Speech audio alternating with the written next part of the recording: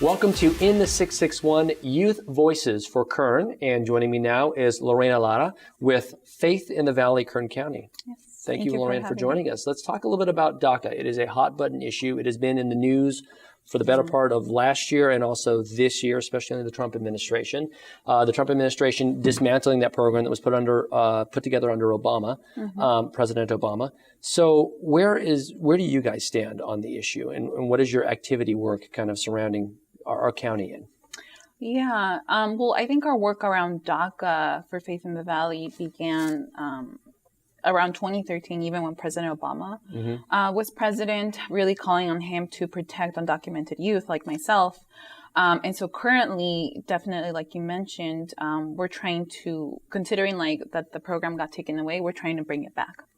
But we're trying to bring it back in a way that's more permanent, which is, what we're advocating for with the DREAM Act, which is something that has been hotly debated back and forth, negotiation, not really coming to anywhere. But I think what, our organization and many organizations, including undocumented youth, are asking for is a clean DREAM Act. So what that means is that we just don't want any bill.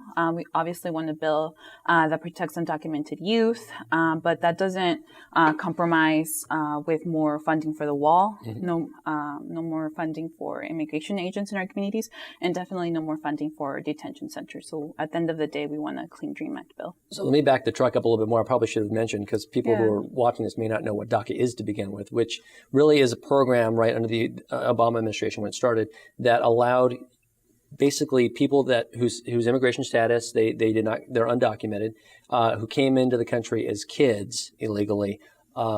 It basically puts them away from the jeopardy of prosecution or being deported as adults, right? Something like that. So Deferred Action for Childhood Arrivals, known as DACA 2, not everybody qualifies. Definitely one of the things is that you must have come before you were 16 years old. You must have graduated from a high school in the U.S. or be in the process of graduating. And also, too, that you must have passed like strict background checks. So they check your fingerprints. They do all the analysis to make sure that you can get DACA.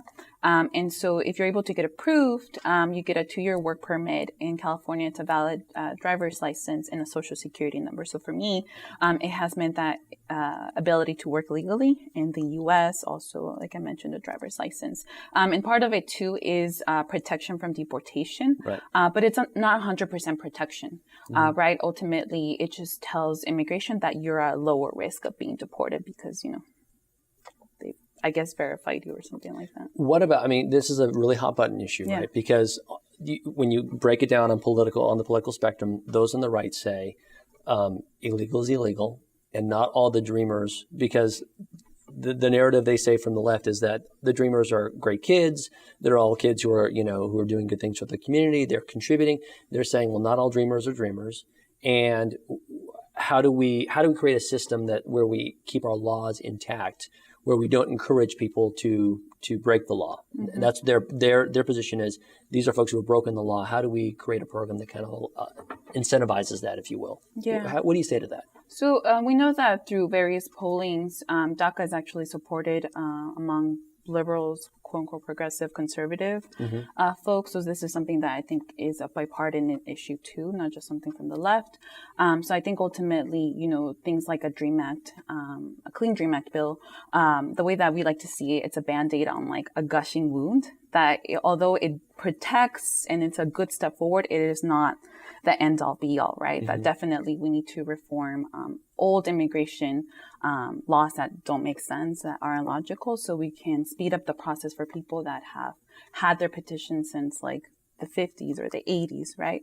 While also making sure that families are able to be together. So it's a hot button issue for sure. Well, and you were saying you want a clean DREAM Act, but yet the President Trump right now is saying he's negotiating with the Democrats and has put building the wall with Mexico, between the U.S. and Mexico border, as one of the things that maybe, that's what we've seen reported, is that maybe that's one of the things he can see potentially on DACA if he gets his wall.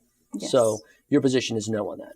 No, especially myself being undocumented youth, I'm not willing to put like the security of my parents so I can get DACA or continuation of DACA. Like our families are not for negotiation, So that's something that we're being like really, really Explain strict that to on. me. When you say your parents' safety, because your parents are undocumented still. So they wouldn't qualify under the DREAM Act. Whatever the bill looks like, they didn't qualify under DACA because there's like an age restriction. And so we know one of the things that the president wants or the administration wants is more funding for the wall and more ICE agents for our community. So even, if we get a DREAM Act and I'm able to continue working legally and, be in the United States, I don't want the security of my parents to be increased because now with the security that I got, they get more uncertainty. Does that make sense? So what do you say, though, to those folks who say, and you've heard the argument, right? Legal is legal. We have to enforce our laws. And I mean, there's a Jimmy Kimmel segment he did, I think, right after the Super Bowl, where he put a couple, I didn't see it. I mean, there's so many different examples of that. And the question is, what do we do with people who are here in this country and have grown up in this country, but yet aren't here legally? If we don't do DACA, then what else do we do? Yeah. I mean, it's, I think, the billion-dollar question, right? I think for everybody. We know that one of the ways that we can do things right now is to speed up the backlogs in immigration court. So more funding for that process to be sped up so people aren't waiting 20 years to become legal citizens. But I think at the same time, reminding ourselves of humane immigration laws that keep families together would be really key. I mean, we've seen that a lot, too, lately on Facebook, at least some highly politicized and publicized cases where people have been deported, after 30 years, 40 years in the U.S. Yeah. How does that make you feel, knowing your status now with your parents? Does it invoke fear for your family, the thought that any day somebody could come in? Yeah, definitely.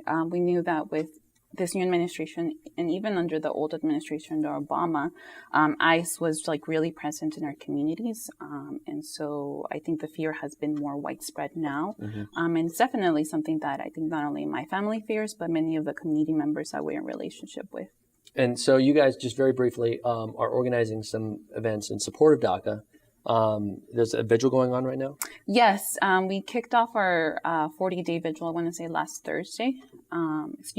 Friday, at one of our representatives' office, calling them to support a Clean DREAM Act bill. So we're going to be outside our representatives' offices, David Valadeo and Congressman Kevin McCarthy, for the next 40 days until the end of March, I want to say.